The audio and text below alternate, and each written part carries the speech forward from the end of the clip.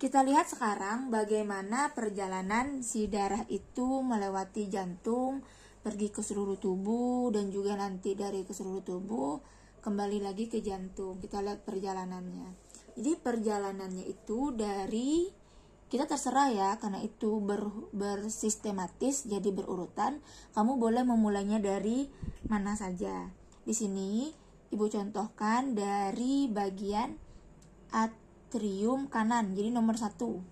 Jadi nomor 1 jalan ke sini ke nomor 2. Nih, darah masuknya dari 1 ke 2. Nanti dari 2 jalan ke nomor 7. Darahnya jalan ke nomor 7, dari 7 sampai ke paru-paru. Di sini paru-paru. Sini paru-paru, di sini juga paru-paru. Dari paru-paru darahnya dibersihkan. Oh ya, sebelum masuk ke situ kita bahas dulu. Darah itu kan mengangkut oksigen dan karbon dioksida. Jadi ketika darah itu kembali dari seluruh tubuh, itu darahnya sudah mengandung karbon dioksida. Makanya biasanya di beberapa gambar itu warnanya biru. Karena kalau darah itu mengandung oksigen biasanya berwarna merah.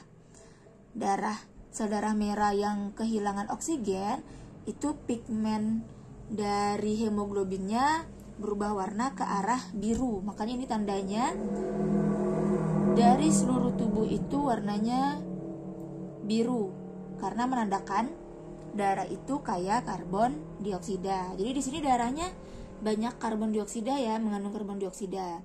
Karena itu bersifat racun, makanya dibersihkan.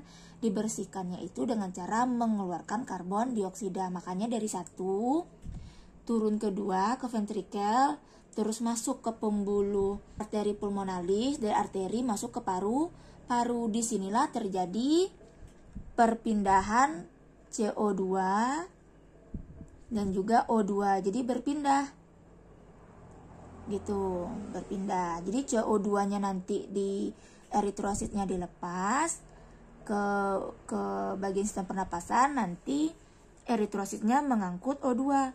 Eritrosit yang mengangkut O2 itu akan diantarkan lagi ke jantung. Lewat siapa? Lewat pembuluh darah nomor 8. Nomor 8 tadi apa? Namanya vena pulmonalis. Makanya dia jalan ke sini. Berarti habis dari 7. Kita ikuti panahnya ya. Sini. Nah, perginya ke sini ke nomor 8. Ini juga sama. Ini arahnya juga sama. Oke, ke 8. Udah sampai ke 8, semuanya masuk ke ruangan ini. Ini ruangan nomor 4. Ruangan nomor 4 namanya atrium kiri. Dari atrium kiri kemana lagi? Turun ke bawah ke ventrikel.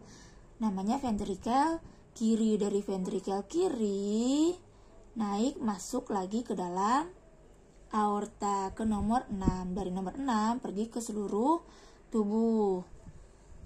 Nanti ke seluruh tubuh dipakai darah yang mengandung oksigen untuk metabolisme. Hasil metabolisme mengandung karbon dioksida, maka dikeluarkan. Makanya dari aorta ke seluruh tubuh. Nanti dari ke seluruh tubuh ini akan berjalan ke vena cava darahnya, karena darahnya sudah mengandung banyak karbon dioksida. Ini juga sama. Ini bagian yang ini juga nanti baliknya ke sini. Seperti itu ya. Kalau udah sampai ke sini, masuknya ke nomor 5. Dari nomor 5 baru masuk ke nomor 1. Seperti itu seterusnya. Jadi alurnya terserah, mau dimulai dari nomor 5, mau dimulai dari nomor 8, boleh. Yang jelas urutannya harus sesuai perjalanannya. Seperti itu ya. Kita ulangi. Dari 1 ke 2, terus jalan ke 7 dibersihin. Sampai yang bersih, darah yang mengandung banyak oksigen dibawa lagi ke jantung ke nomor 4. Balik lagi ke nomor 3.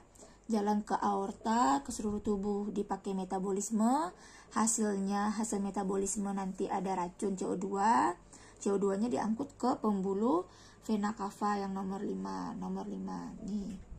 Dari bawah sama dari atas. Nanti semuanya tertampung di atrium kanan. Seperti itu ya maksudnya ya. Dari sini kita bisa melihat terjadi peredaran darah. peredaran darahnya itu ada dua, sistemik sama pulmonal. Pulmonal itu yang mana? Ketika kamu melakukan perjalanan peredaran darah yang ke arah paru-paru, itu namanya peredaran darah pulmonal.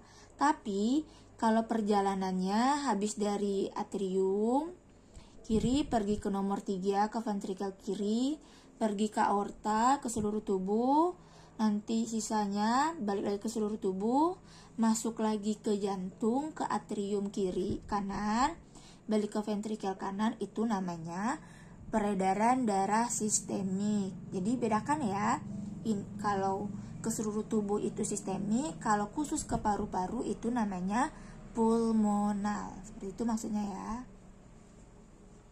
Jadi selesai tentang organ sirkulasi dan juga arah peredaran darah.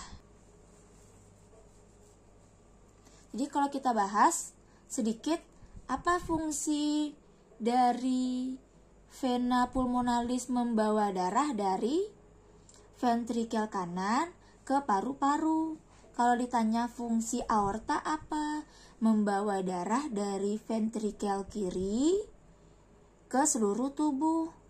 Apa fungsi vena cava? Membawa darah dari seluruh tubuh ke atrium kanan. Seperti itu ya fungsi masing-masing. Tricuspidalis katupnya juga sama. Apa fungsi katup tricuspidalis? Memasukkan darah dari atrium kanan ke ventrikel kanan. Apa fungsi katup semilunaris? Membawa darah. Di sini letaknya ya. Semilunaris bisa membawa darah dari ventrikel kanan ke arteri pulmonalis, atau yang ini, yang semilunaris yang ini, membawa darah dari ventrikel kiri ke aorta. Jadi kita bisa menentukan fungsi masing-masing pembuluh ketika kita tahu dari mana arah peredaran darahnya dan apa yang dibawa. Oke, paham ya?